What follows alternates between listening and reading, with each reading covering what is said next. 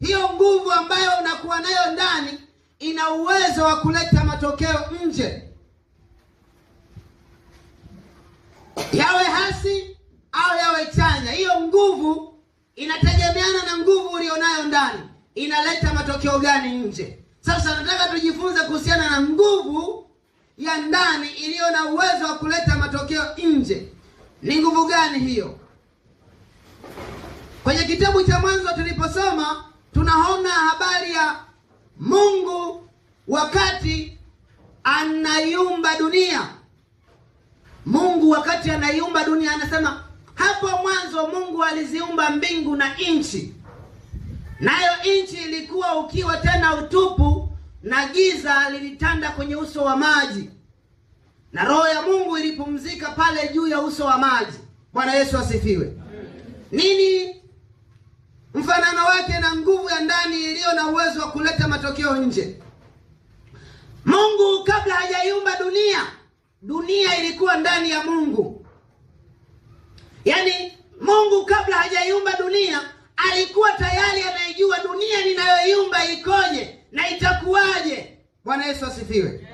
Yaani kila kilichotokea baada ya uumbaji ni nguvu iliyokuwa ndani ya Mungu akaifanya dunia itokee, ndipo ikatokea.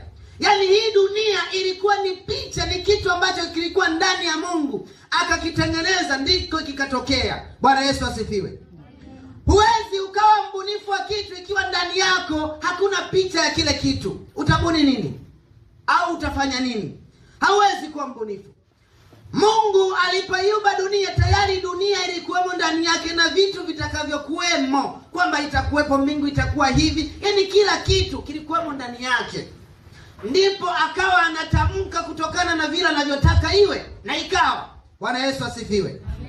Mungu ana nguvu ambayo inaamuru vitu vinatokea, na alipomuumba mwanadamu alimpa nguvu ndani yake.